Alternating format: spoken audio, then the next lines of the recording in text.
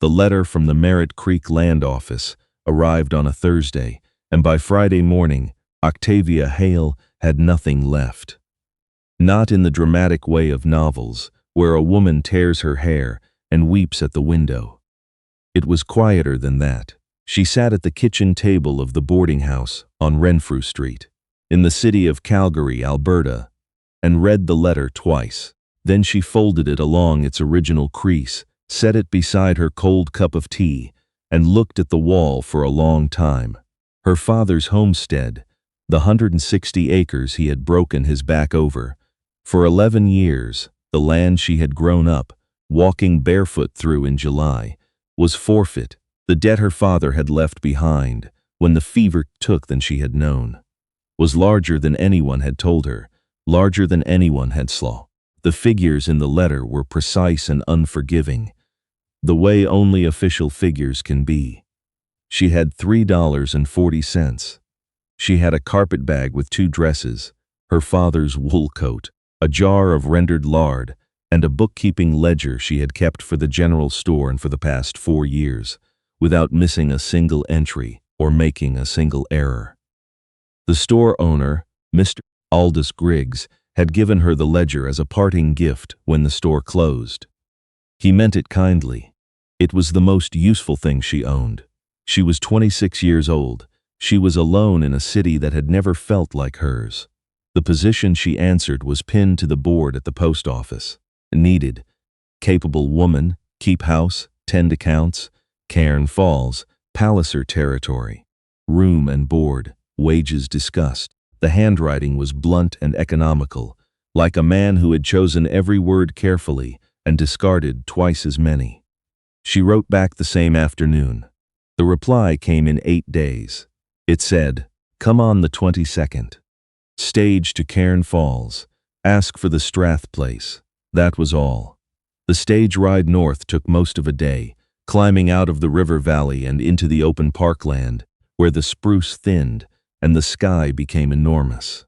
The other passengers were a fur trader and a woman visiting her sister in a settlement further on.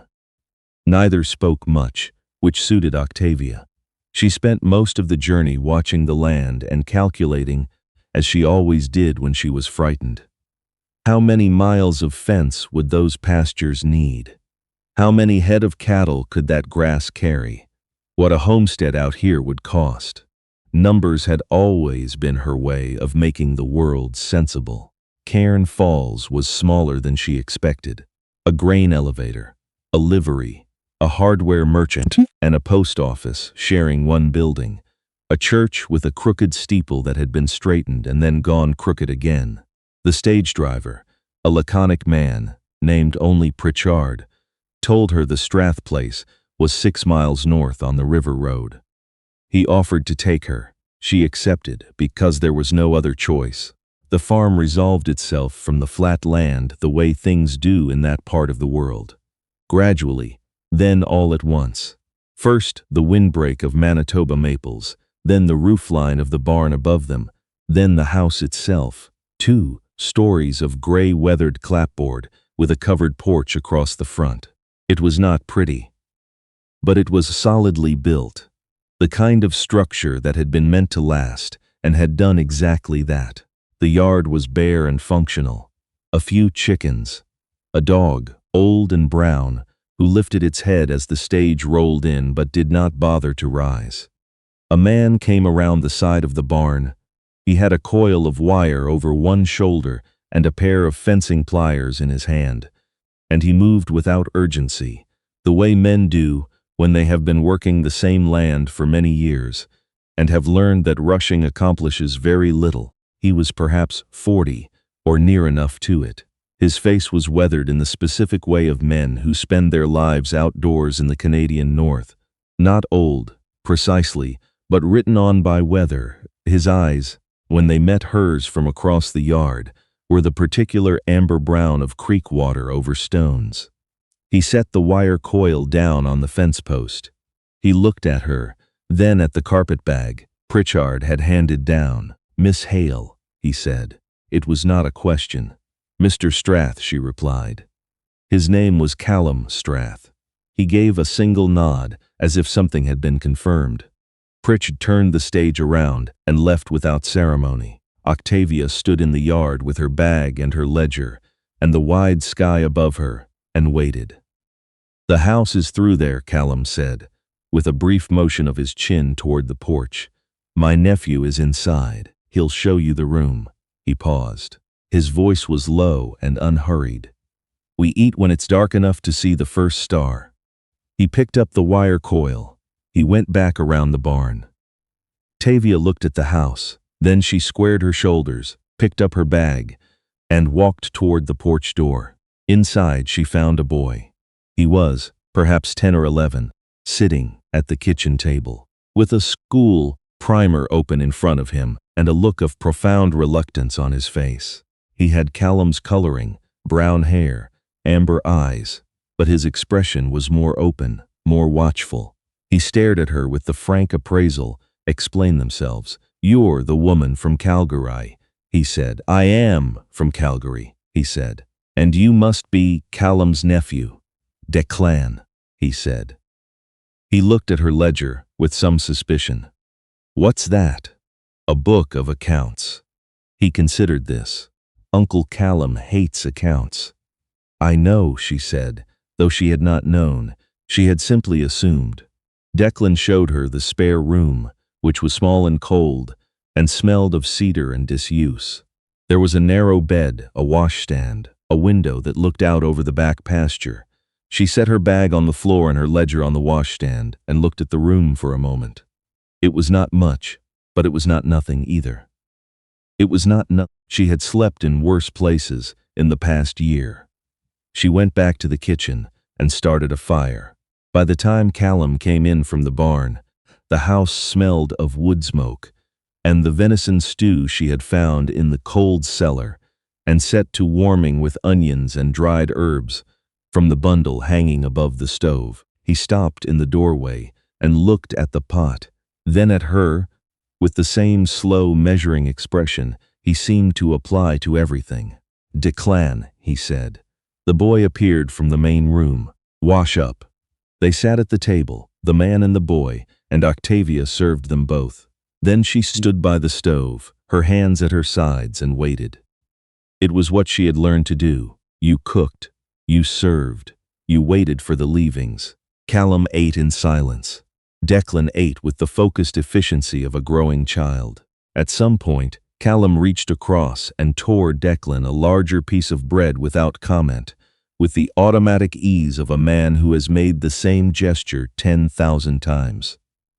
When he had finished, Callum did not stand to leave. He sat with his hands resting on the edge of the table. He looked at the empty place setting across from him. A third plate, Octavia had laid out of habit before remembering to take it away again. He looked at the full pot still on the stove. Then he looked at her. He stood. He lifted the pot from the stove himself, carried it to the table, and filled the unused plate, a full portion. He set it at the third place and pulled back the chair and said, without looking at her, "It's getting cold." Octavia did not move for a moment. The plainness of it caught in her chest. He had not made a speech. He had not called attention to it. He had simply done it. So matter-of-factly, so quietly, that it might have meant nothing at all. Except that it meant everything. She sat down. She ate. Declan watched them both with large, interested eyes. Callum ate the last of his bread without looking up. The silence between the three of them was not awkward. It was something else. Something that did not yet have a name. Later, after Declan was put to bed, with the firmness of a man who has learned that small boys will resist sleep, with every available tool, the house went quiet. The fire in the hearth ticked and settled. A wind moved through the spruce outside the window. Octavia could not sleep. She lay on the narrow bed in the cedar room and looked at the ceiling and thought about the letter from the Merritt Creek land office and her father's hands and the $3.40 she still had in her coat pocket. After a while, she rose, lit the small oil lamp on the washstand, and brought her ledger to the kitchen table. She had not been hired to keep the farm's accounts. She had been hired to keep the house, but the kitchen shelf held a tin box, and the tin box held papers, and the papers, when she looked at them with the eye of someone who had balanced books for 4 years without error, were a disaster of a very particular kind. Not the disaster of a careless man, the disaster of an extraordinarily capable man who was utterly uninterested in paperwork. Receipts crammed into the back of an old almanac, a tally of last year's grain sales on the inside cover of a seed catalog. A letter from a supplier in Edmonton folded into quarters and stuffed behind the salt box, and there, at the very back of the tin, an envelope from the Alberta Agricultural Bank that she almost didn't open, because it was addressed to Callum and it was not her business. But she opened it anyway, because the date on the postmark was 3 weeks old, and because she had learned in the past year that unopened envelopes from banks had a way of becoming catastrophes. The letter was polite. These letters always were. It informed Mr. Callum Strath that his annual operating loan, $320, was due for renewal in 42 days. In the absence of renewal, the outstanding balance and interest would be called immediately. She read it twice. Then she set it flat on the table and began to work. She rebuilt his accounts from the scattered pieces in the tin box the way she used to rebuild her father's ledger every spring, methodically, patiently, one entry at a time. She tallied his grain receipts, his cattle sales, his feed and seed expenses, his taxes. She cross-referenced the almanac tally against the catalog cover. She found a receipt for a hay baler that had been partially paid and then apparently forgotten. By 2 in the morning, she had a clear picture. Callum Strath was not poor. His operation was sound, but his ready cash, after accounting for everything she could find, was $198. He needed $320. The gap was $122, and 42 days was not very long. She would have stopped there, gone to bed, told herself it was not her concern. But she was a woman who had learned to read numbers the way other people read faces, and what the numbers were telling her had been nagging at her for the past hour. His grain prices were wrong, not dramatically wrong, just consistently, persistently, slightly wrong, in the way that suggests not error but intention.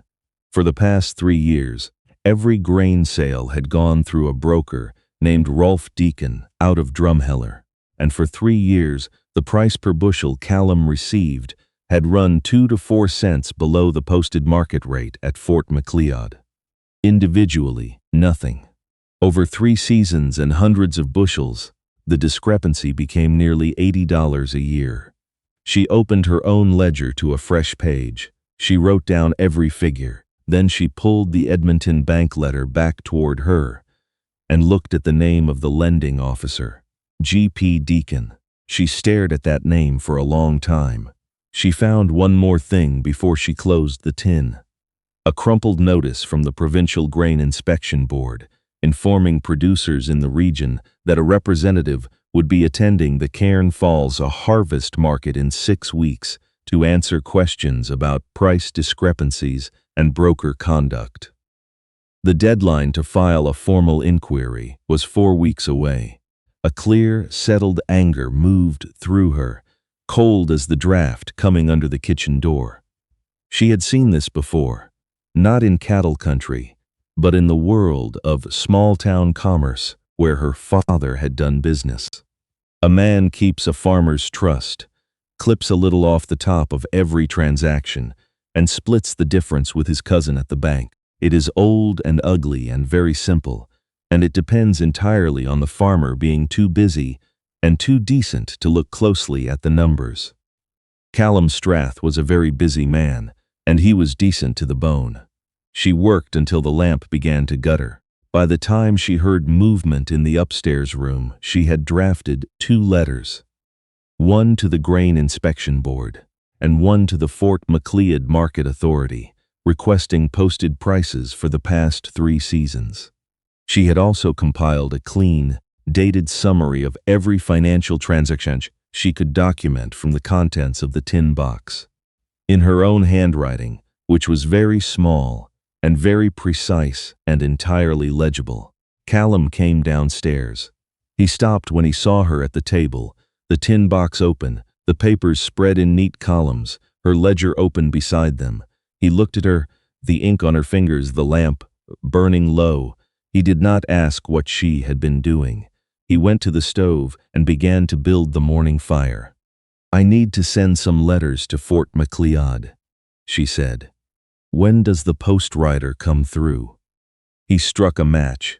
"Tuesdays and Fridays," he said. "Today's Tuesday." "Good," she said.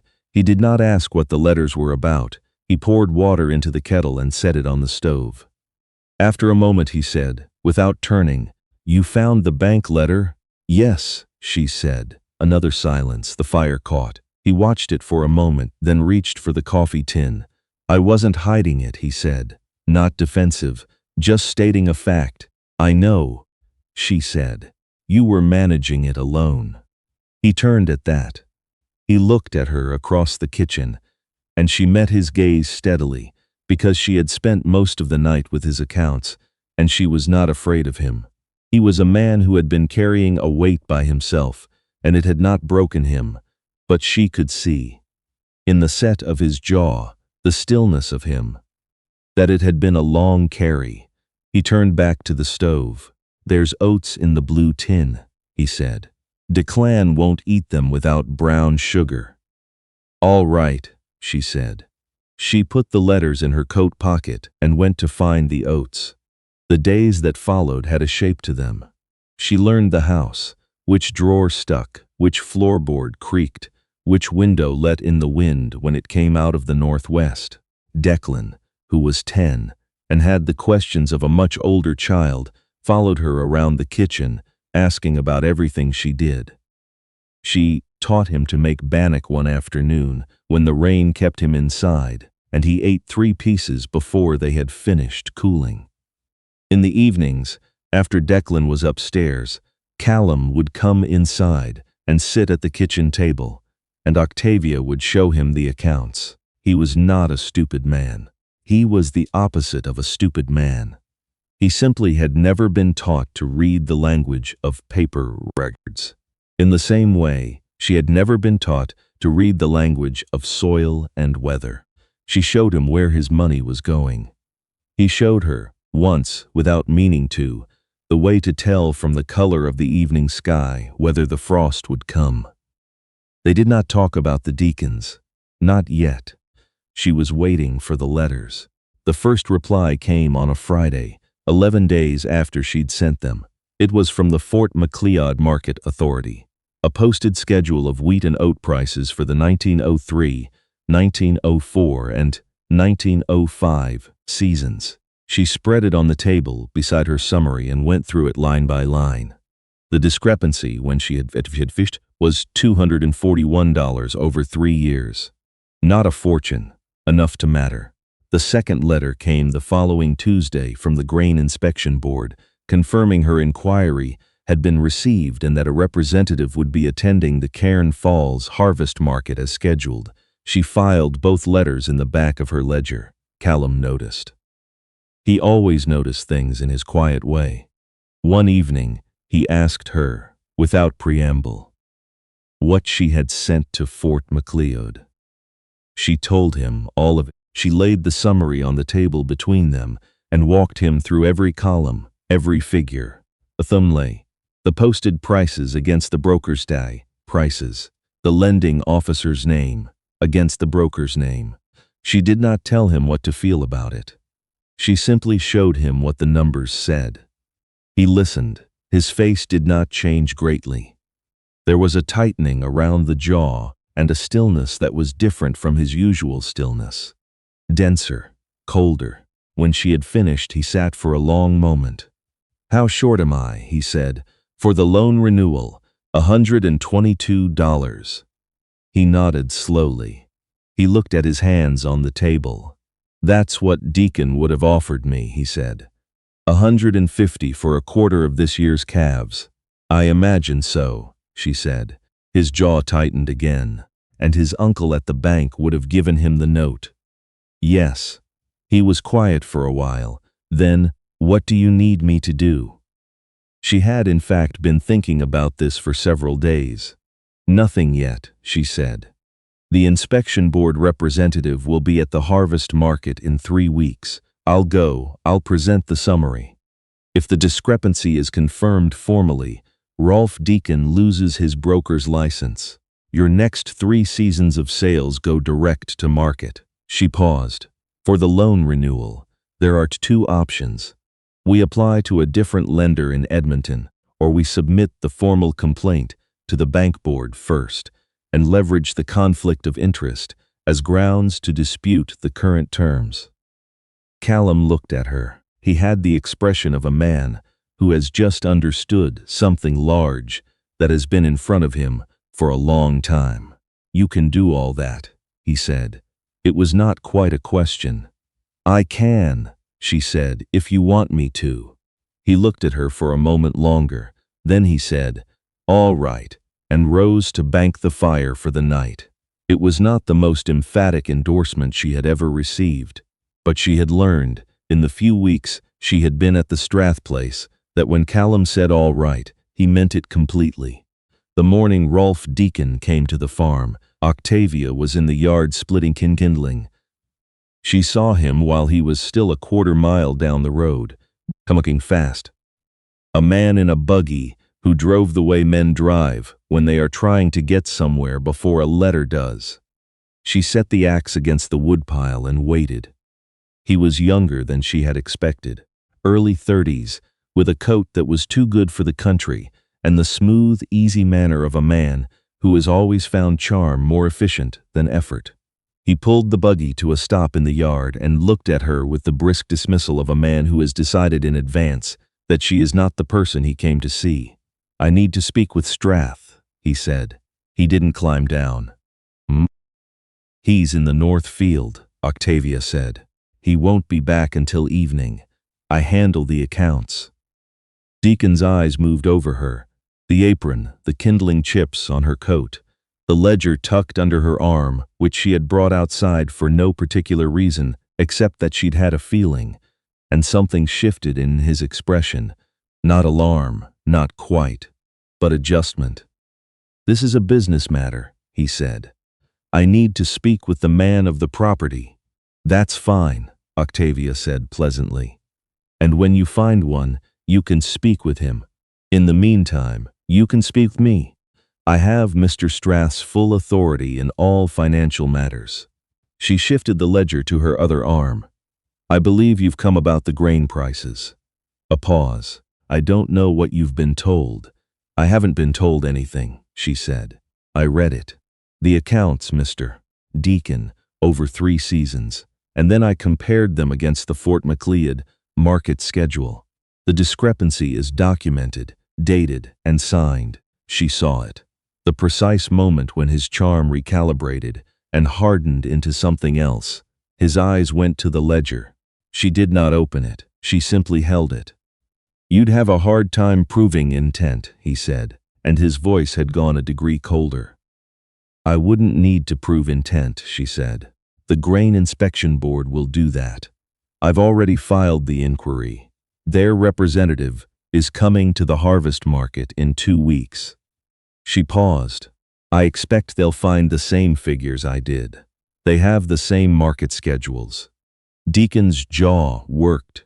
He was a man who was accustomed to controlling conversations, and this one had stopped going the way he'd planned, for it had even properly begun. He looked at her with something approaching genuine discomfort. The discomfort of a man who has been outmaneuvered by a factor he hadn't accounted for.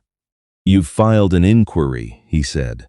I have, and I've written to the Alberta Agricultural Bank Board regarding Mr. G.P. Deacon's dual role as Mr. Strath's lender and your uncle. She said it without heat, the way she might tell him the weather. I think they'll find that interesting. He stared at her. The morning was very still. A crow called from somewhere in the spruce windbreak, and the old dog lifted its head from the porch. Mr. Strath will be looking for a new broker for this year's grain sales, Octavia said, since the silence had stretched long enough. We'll be going direct to Fort Macleod for the cattle. As for your final commission, once we've adjusted it to reflect the, let's say, calculation errors of the past 3 seasons, I'll send you a draft. She said calculation errors the way she might say gravel in the road. Entirely neutral. Entirely clear. Rolf Deacon sat in his too-good coat in his too-fast buggy and stared at her for a long, searching moment. He was looking for the crack in it, she knew, the place where she might be uncertain or afraid. She was not. She was a woman who had read his entire scheme in an old tin box on a kitchen table at 2 in the morning, and she had not been afraid of it then either. He picked up the reins. He did not say anything else. He turned the buggy around with a jerk that scattered the chickens and shint back down the road he had come up, faster than he'd arrived. Octavia watched until the dust had settled. Her hands were perfectly steady. She put the ledger under her arm and went back to the kindling. That evening, Callum came in from the north field at dusk, and Declan ran to meet him at the gate, the way he always did, and the two of them walked back to the house together with the dog shuffling along behind. Octavia was at the stove.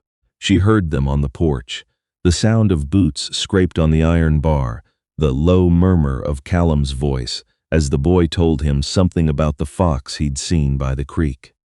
Callum came in and stopped. He looked at her, and then at the yard through the window, where the fresh buggy tracks were still visible in the mud near the gate.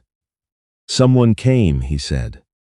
"Rolf Deacon," she said, not turning from the stove. "He wanted to speak with you. I told him I handled the accounts." A silence. "And?" His voice was careful. "He left." She turned then, and met his eyes across the kitchen. "I don't think he'll be back." Callum stood in the kitchen doorway for a long moment. He was reading her the way he read the sky, looking for what she wasn't saying, measuring what was there. She let him look. She had told him the truth. She had done what needed doing, with what she had. He crossed the kitchen to the basin and began to wash the field off his hands. "The inquiry," he said. "At the harvest market. I'll go myself," she said. "I have the summary. I have the Fort Macleod schedules. The documentation is clean." He dried his hands. He turned and looked at her again. "You don't have to."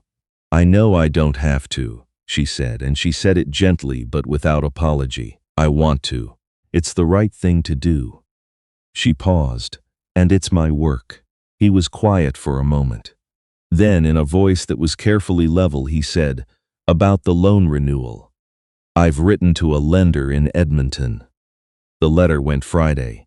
We should hear back within the fortnight." She turned back to the stove. "And I've prepared the conflict of interest filing for the bank board. It's in the ledger. You can look at it tonight if you want." She heard him sit down at the kitchen table. She heard the sound of him picking up the ledger, the pages turning, slowly, carefully, the way he did everything. After a while he said, "Octavia." She turned. He was looking at the pages, not at her. His face in the lamplight was its usual weathered still. But there was something working in it. Something under the surface that she had learned, in these past weeks, to watch for. "This is good work," he said. 2 words more than she had expected. She nodded and turned back to the stove. The harvest market came on a bright September morning that smelled of cut hay and early frost. Octavia rode in with Callum and Declan on the farm wagon, her ledger on her lap, and her summary folded inside it. Declan spent the whole drive trying to get the dog to sit still beside him, and Callum drove with one arm on his knee, watching the road. The Grain Inspection Board representative, a thin, precise man named Mr. Orville Thatch, had set up a folding table near the grain elevator. Octavia sat across from him for 40 minutes. She opened the ledger. She set the summary in front of him, and the Fort Macleod price schedule beside it, and she walked him through every column with the patience of a woman who has spent 4 years explaining numbers to people who do not naturally love them. Mr. Thatch asked her 3 questions. She answered all 3, without consulting the ledger, because she had the figures memorized. He wrote something in his own notebook. He thanked her for the documentation. He told her she would hear from the board within 30 days. She folded the summary back into the ledger. She stood, shook his hand, and walked back through the market to find Callum and Declan at the livestock pens, where Callum was looking at a bull someone was selling, and Declan had gotten hold of a piece of taffy from somewhere and was extremely pleased with himself. "Done?" Callum said. "Done," she said. He looked at her for a moment. He had a way of looking at her that she had stopped being able to interpret cleanly. It had started out as assessment, the look of a man deciding whether to trust something, and had gradually become something else that she did not yet have a name for. He bought the bull. They drove home with it, tethered behind the wagon, and Declan asleep against Octavia's shoulder before they were out of town. The letter from the Edmonton lender arrived 12 days later, offering a renewal of Callum's operating loan at terms that were, by any measure, considerably better than the ones he'd had. The board complaint against G.P. Deacon was still pending, but the Edmonton letter made it moot for the current season. The Grain Inspection Board's finding came the following week. The language was formal and dry. The outcome was not. Rolf Deacon's broker's license was suspended pending a full audit. 3 other farms in the region had filed similar inquiries. Octavia read the letter at the kitchen table, and then set it in the back of the ledger with the others. That evening, when Declan had gone to bed and the house was quiet, she sat by the fire, with her mending, and Callum sat across from her with a length of bridle leather he was repairing. And the fire ticked and the wind moved outside, and neither of them spoke, in the comfortable way they had both fallen into without deciding to. After a while Callum said, without looking up from the leather, "Henderson's wife told me something at the market." Octavia kept her needle moving. "What did Mrs. Henderson say?" "That Rolf Deacon was telling people in town he'd been cheated." He paused. "That a woman at the Strath place had set some kind of trap for him." She felt a quiet amusement move through her. "Did she?" "I told her," Callum said slowly, "that the only trap was a ledger book and an honest set of numbers." He pulled the leather straight and examined the stitch. She seemed to think that was funny. "It is a little funny," Octavia said. He glanced up at that. The corner of his mouth moved, just slightly. She had seen him come close to smiling before, but it always surprised her, the way a crack of light under a door surprises you in a dark hallway. The autumn deepened around the farm. The harvest came in, a good one, the grain sold direct at Fort Macleod, the price exactly what the schedule said it should be. Octavia box 2 for the organized papers. She ordered a second tin box for the organized papers, because the first one was full. She read to Declan in the evenings from the almanac, and then from a collection of Canadian history she found on the shelf, and Declan had opinions about all of it, which she found excellent. She was not unhappy. She had not been unhappy since the first night she had sat at Callum's table and eaten a hot meal that had been placed in front of her without ceremony or obligation. She had not been unhappy since the morning she had found the bank letter and felt the cold, clear click of a problem that could be solved. But she was aware, with increasing clarity, of something else. She was aware of it in the way she noticed the lamp when Callum came in from the barn. How the light caught the angle of his face. In the way she listened for his step on the porch. In the evenings when they sat by the fire, and she could not have said afterward what either of them had said or done, only that the hour had gone by, and it had felt like something whole. She was not going to be the one to say any of it. First, she was a practical woman, and she knew the shape of her situation. She had come here to work, and she was working. And whatever else she felt was her own business until told otherwise.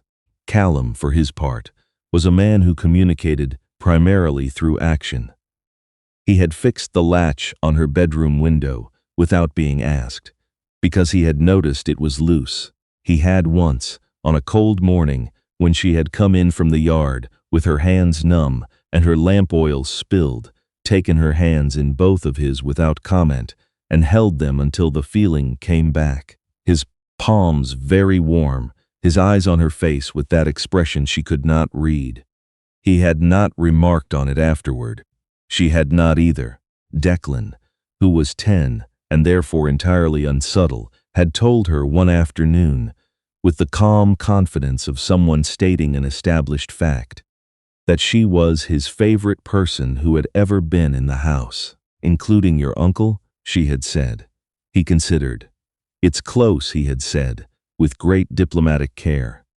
The first snow came in October, not the tentative snow of early autumn but a true Alberta snow, the kind that means it. Octavia woke to white light through the cedar room window, and the sound of Callum already up, moving through the house.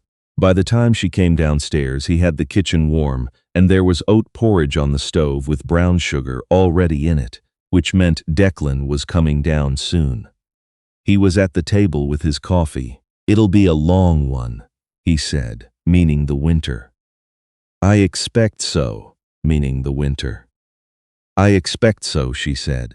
She went to the window and looked at the snow on the yard, the white fields beyond the windbreak, the sky the color of a wool blanket. It was very beautiful in the way of things that are also very serious. She had never spent a winter in the North Country. She was not afraid of it. She thought she might, in fact, love it. Octavia, Callum said behind her. She turned. He was still at the table. His coffee cup was in front of him, but he wasn't looking at it. He was looking at her, with the expression she had never quite been able to name, the one she had been trying not to think about too much. When you came here, he said, and stopped. He started again. The arrangement was for you to keep house and manage the accounts.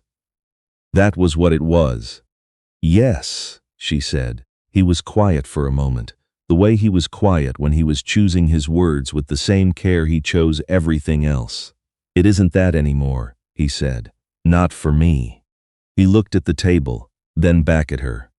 Declan thinks you hung the moon, which I expect you know. A pause. I think you came in and set everything right that was going wrong, without anyone asking you to. She waited. She could hear the wind beginning outside, just starting. I'd like you to stay, he said. Not as my bookkeeper, as he stopped. She watched him search for the word with the patient certainty of a man who knows it exists. He just has to find it. As the person whose name is next to mine in the account books, and on everything else. The snow was coming sideways now, past the window. I was beginning to wonder, she said, if you would ever get there. He looked up. I'm slow, he said, with such unvarnished honesty that she felt her heart do something complicated and warm. You are, she said, but you're sure when you get there. That counts for more. He stood. He was not a demonstrative man. He crossed the kitchen and stood in front of her, close enough that she could see the frost still on the collar of his coat, and he held out his hand, not reaching for her, just offering it, the same way he had that cold morning with her numbed fingers, as if to say, here, if you want it. She took his hand. His palm was warm. It always was. Declan came thundering down the stairs at that moment in his stocking feet and slid the last 3 steps on the hardwood, because he did this every morning and saw no reason to stop. He looked at the two of them by the window, Octavia's hand in Callum's, the particular quality of the silence between them. With the alert intelligence of a child who has been paying attention for months. About time, he said, and went to the stove to check on his porridge. They were married in November, at the small white church in Cairn Falls, on a morning that was cold and bright with new snow. The minister, a Scotsman named Reverend McCallum, had known Callum Strath's family for 30 years, and married them with the brisk warmth of a man who approves of the thing he is doing. Declan stood beside Callum, in a suit he had outgrown since spring, his hair combed flat in a way it would not stay for long. He held the ring with a gravity that suggested he understood the weight of the occasion. Octavia wore her father's wool coat over a dress of dark green wool she had sewn for herself in the evenings. She carried no flowers. It was November. Instead, she carried her ledger tucked under her arm as she always carried it, and she only put it down when she took Callum's hand. 6 years later, on a September evening, when the light came off the prairie like water and the first stars were beginning to show, Octavia Strath sat on the porch of the gray clapboard house, with a mending basket on her lap that was twice the size it used to be. The farm was different now, expanded by 2 more quarter sections and a second barn. Its fence lines straight and its accounts kept to the last cent in a set of 4 matching ledger books on the kitchen shelf. 2 small children moved through the yard below the porch steps. A girl of 4, with Callum's amber eyes and her mother's determined set to her chin, and a boy of 2 who had not yet developed opinions about very much but was working on it. Declan, who was 16 and had his uncle's build and his uncle's way of being present in a room, came in from the east field on horseback, easy in the saddle. He lifted a hand when he saw her. "Fence is holding," he said. "Good," she said. Callum came around the corner of the barn and stopped to say something to Declan. She could not hear it, but Declan grinned the way he always grinned when Callum said something that was meant to be practical and came out as praise. He went to the barn.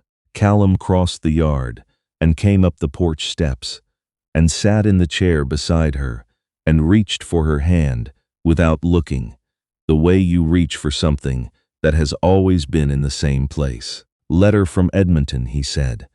The grain board closed the audit. She already knew what it would say. She had expected it for 2 weeks. Final tally. The 3 farms get their money back. Board's keeping Deacon's license revoked. He paused. They mentioned your documentation specifically. Called it exemplary. She looked at her hands, his hand over hers, her needle and thread on the basket's edge, the small pair of dungarees she was mending.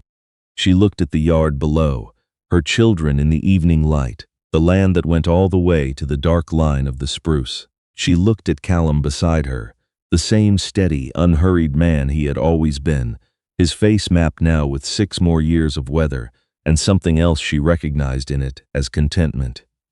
"He came here believing we were behind," she said, half to herself. "Deacon, he thought the numbers were on his side." "They weren't," Callum said. "No," she said. "They were on mine."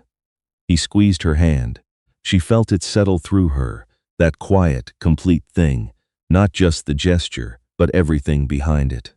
The tin box on the table, the plate set down without a word, the hand held out in a cold kitchen on a snowy morning, with no speech, no ceremony, only the simple and sufficient truth of "here if you want it." She had come to the Strath place with $3.40 and a ledger, asking for nothing more than a room and a fair wage. What she had found was harder to put in a column, but it was there all the same, solid and real as the land under the porch boards. Some things cannot be balanced to the penny. Some things simply add up, slowly, quietly, over shared work and long winters and 1,000 small mornings, until one day you look at the page and understand that what you have is more than you knew how to ask for.